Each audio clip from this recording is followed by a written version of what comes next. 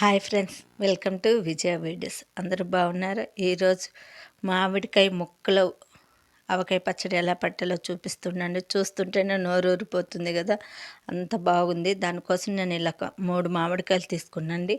నేనైతే నార్మల్ మామిడికాయలే తీసుకున్నా, ఊరగాయ మామిడికాయలు అయితే తీసుకోవట్లేదండి. వాటిని శుభ్రం కడిగి తడి ఆరిపోయినాక ముక్కలు కట్ చేసి పెట్టుకోవాలి. అలాగే 2 స్పూన్స్ మెంతులు, 4 స్పూన్స్ ఆవాలు దోరగా ఫ్రై చేసి పొడి చేసి పెట్టుకున్న. అలాగే పోపు పెట్టుకోవడం కోసం ఒక పెద్ద కప్పు నేను అంటే 150 గ్రామ్స్ వరకు ఆయిల్ వేసుకున్న, పల్లి నూనె. అందులో 2 స్పూన్స్ ఆవాలు, జీలకర్ర వేసుకొని ఒక 10 దాకా వెల్లుల్లి రెబ్బలు వేసుకొని బాగా వెల్లుల్లి రెబ్బలు ఎర్రగా వచ్చేంత వరకు ఫ్రై చేసుకొని ఇంకా స్టవ్ ఆఫ్ చేసుకోవాలి. అందులో ఒక హాఫ్ స్పూన్ ఇంగువ కూడా వేసుకుంటున్నాండి. ఈ పోపు అంతా చల్లారేలోగా మనం ముక్కల్లో కొలుచుకుందామండి. నేను ఇది ఒక కప్పుతోటి తీసుకున్నా. ఏదైనా గిన్నెతో కానీ, గ్లాస్ తోటి కానీ, కప్పుతో కానీ మెజర్మెంట్ లాగా తీసుకుంటే బాగుంటుందండి. నేను ఈ కప్పుతోటి తీసుకున్నా. 6 కప్పు ముక్కలు వచ్చినాయండి. నేను 6 కప్కి 1 కప్పు నిండా కారపొడి వేస్తున్నా అండి. ఇవి నార్మల్ మామిడికాయలు కాబట్టి కొంచెం ఉప్పు కారం కొంచెం తక్కువ వేస్తున్నా అండి.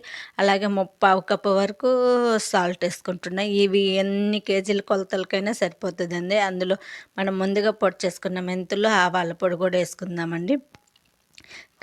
అలాగే 1 స్పూన్ పసుపు కూడా వేసుకుందాం. వీటన్నిటిని ముక్కలకి బాగా పట్టించాలండి.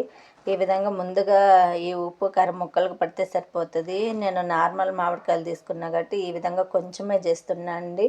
ఇదైతే ఇయర్ మట్టుకు ఉండదండి. అదే ఊరగాయ ఆవకాయ పెట్టే మామిడికాయలు కానీ అయితే ఇయర్ మొత్తం ఉంటుంది. అలాగే మనం ముందుగా పూర్తిగా చల్లారబెట్టుకున్న పోపు అంతటిని వేసుకుని ముక్కలకి బాగా పట్టించాలి, బాగా కలుపుకోవాలండి. నేను ఈ విధంగా కలుపుతుంటేనే పక్కన మా పాప చూడండి దెబ్బ తీసుకొని తింటుంది. అంత స్మెల్గా, అంత టెంప్టింగ్గా ఉంటుందండి. మనం ఈ ఆవకాయ పచ్చడి పెడుతుంటే అంత సువాసన వస్తే ఇలా బాగా ముక్కలకి పట్టించి మూత పెట్టేసి నెక్స్ట్ డే కనీసం 2 డేస్ అన్నా ఊరనియాలండి. నేను నెక్స్ట్ డే చూపిస్తుండా. చూడండి, మూత తీసి ఈ విధంగా ముక్కలకు చూడండి బాగా ఉప్పు కారం పట్టింది. ఆయిల్ అంతా పైకి తేలిందండి.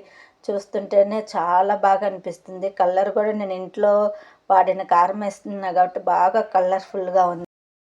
మనకి ఇప్పుడు మార్కెట్లో మామిడికాయలు దొరుకుతుంటాయి కాబట్టి కొద్ది రోజుల వరకు కొంచెం ఇలా ఏ మామిడికాయలతోనే పెట్టుకోండి. కొత్త ఆవకాయ అంటే చాలా బాగా ఇంట్రెస్ట్గా తింటాం కదా. వేడి వేడి అన్నంలో కాస్త నెయ్యి వేసి తింటే చాలా రుచిగా ఉంటుంది. ఆవకాయ రుచి మటుకు ఎవరు మర్చిపోలేదు రండి.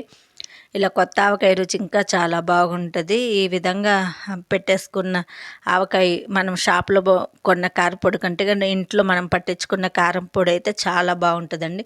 ఇలా అంతా బాగా మళ్ళీ ముక్కలకి ఆ నూనె అంతా బాగా పట్టేలాగా పట్టించి ఇది ఇంకొక ఎయిర్టైట్ కంటైనర్ బాక్స్లో కానీ, గాజు సీసాలో కానీ, జాడీలో కానీ స్టోర్ చేసుకోండి.